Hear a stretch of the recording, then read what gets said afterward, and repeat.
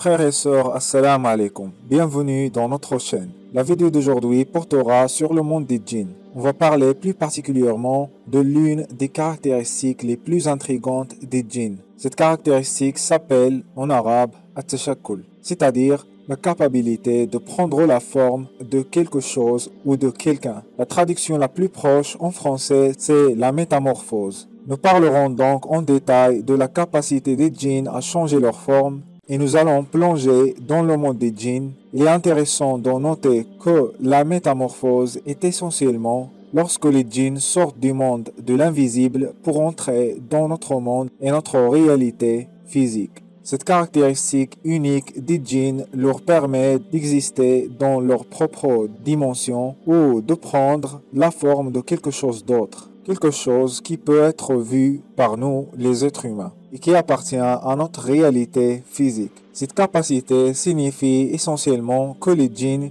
peuvent vivre entre nous sans qu'on les remarque, et ils peuvent le faire en choisissant d'être dans notre réalité physique ou de ne pas y être. D'une manière ou d'une autre, dans la majorité des cas, nous sommes incapables de voir les djinns, puisqu'on ne peut pas les voir dans leur vraie nature. Et s'ils décident de se métamorphoser et d'être dans notre dimension physique, dans la plupart des cas, on ne les remarque pas. Je dis bien dans la plupart des cas, parce que parfois on peut les remarquer. Mais c'est très rare et c'est généralement lorsqu'ils veulent qu'on les voit. La seule différence dans ce choix, c'est-à-dire le choix des djinns, c'est lorsqu'ils décident de changer de forme, ils prennent un grand risque. Il s'agit d'un risque parce que pour les djinns, exister dans notre réalité physique est un risque en soi. Alors, pourquoi les djinns prennent-ils ce risque et décident-ils de se métamorphoser? Et quels sont leurs objectifs lorsqu'ils le font? Et quelles sont les formes qu'ils peuvent prendre? Peuvent-ils prendre la forme des choses physiques comme des arbres ou des rochers par exemple? Peuvent-ils prendre la forme d'animaux?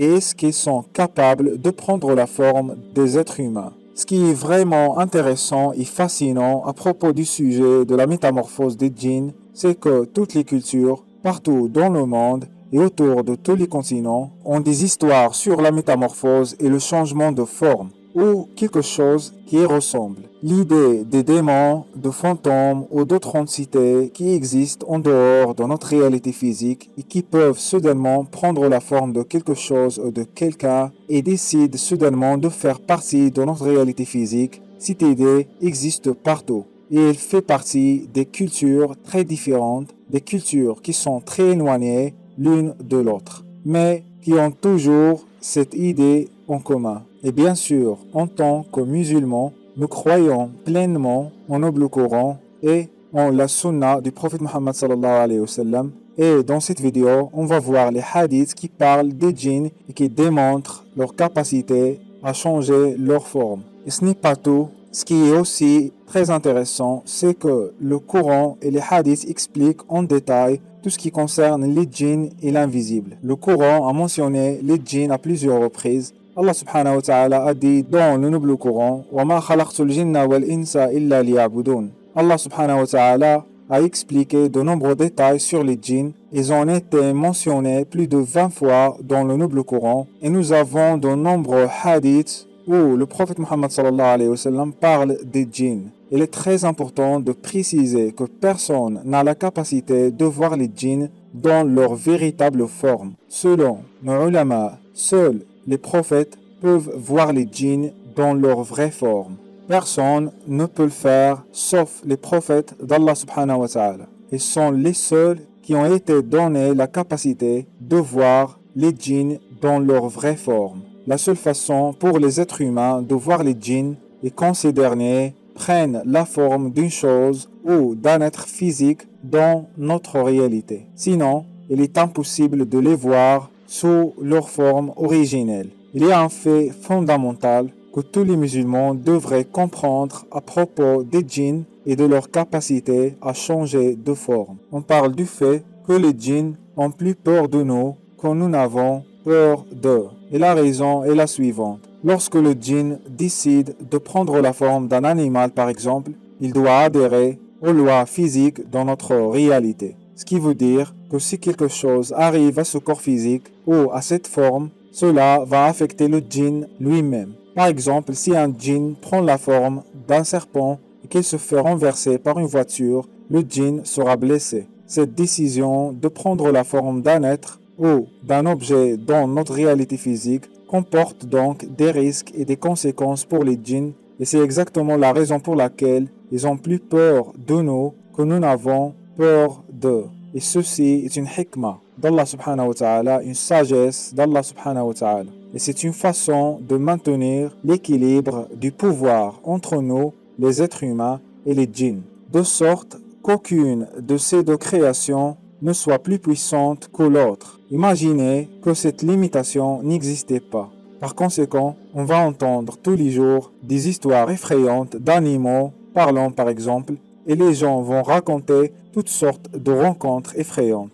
Les djinns n'auront aucune raison de revenir à leur forme originelle et ils rendront notre vie misérable. Et grâce à Allah subhanahu wa ta'ala, ce n'est pas le cas du tout. Au contraire, les djinns apparaissent à certaines personnes sous la forme d'un homme, par exemple, ou sous la forme d'un animal pendant une courte période, puis ils disparaissent. Parce qu'en général, ils ont peur de nous. Ils ont peur d'être vus. C'est pourquoi on entend ces types d'histoires partout. Par exemple, on entend des histoires similaires au scénario suivant. Par exemple, lorsqu'un être humain voit un homme qui apparaît soudainement de nulle part, par exemple à minuit. Nous entendons également des histoires d'animaux, des serpents, des chiens ou d'autres, qui apparaissent de nulle part dans des endroits auxquels ils ne devraient pas avoir accès, comme une pièce ou une chambre fermée à clé par exemple. La plupart de ces histoires se déroulent durant la nuit, et ces rencontres ne durent généralement que peu de temps.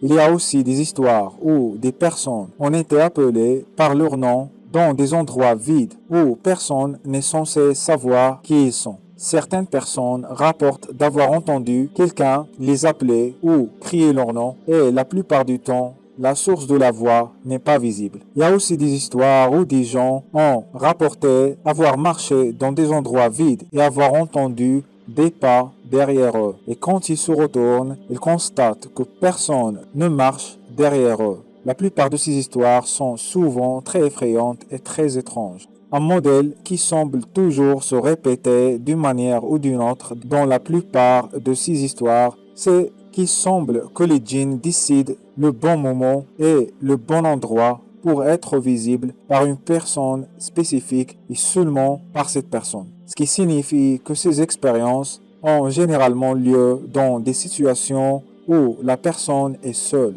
et où il n'y a personne d'autre qui peut témoigner après avoir vu la même chose. La question à laquelle nous devrons répondre maintenant est la suivante. Pourquoi les djinns prendraient-ils le risque de se montrer dans notre réalité physique? Pourquoi prendraient-ils la forme d'un corps physique dans notre réalité, alors qu'ils savent que c'est une chose risquée? Il y a plusieurs raisons à cela. La première est de nous tromper et de nous effrayer. Et une autre raison est d'ébranler notre foi en Allah subhanahu wa ta'ala. Une autre raison, moins fréquente, est la réaction à quelque chose que nous faisons. Par exemple, les êtres humains défient parfois le monde de l'invisible en jouant à certains jeux, comme aller dans un endroit vide et demander aux démons ou aux djinns d'apparaître. Et parfois, ces personnes voient des choses bizarres. Et il y a beaucoup d'histoires de ce genre. Alors, existe-t-il un texte dans Sahih al-Bukhari ou dans Sahih Muslim, les hadiths authentiques, les hadiths al-Sahiha, qui parlent du tashakkul, c'est-à-dire qui parlent de la capacité des djinns à changer leur forme? La réponse est oui. Dans les Sahihain, c'est-à-dire dans Sahih Muslim et Sahih al-Bukhari, le prophète Mohammed sallallahu alayhi wa sallam interdit de nuire à Jinan al-Buyuz. Jinan est le pluriel de Jan, c'est-à-dire le djinn qui prend la forme d'un petit serpent. Le prophète Mohammed sallallahu alayhi wa sallam a donc interdit de faire du mal aux petits serpents qui apparaissent dans les maisons à l'époque, parce qu'il s'agissait des djinns qui prenaient la forme de ces serpents. Et dans un hadith, dans Sahih al-Bukhari, le prophète Mohammed sallallahu alayhi wa sallam a choisi Abu Huraira pour protéger et garder l'argent de la sadaqa. Abu Huraira explique que juste avant qu'il allait s'endormir, il a entendu quelque chose et a vu un homme voler un peu d'argent, de l'argent de la sadaqa.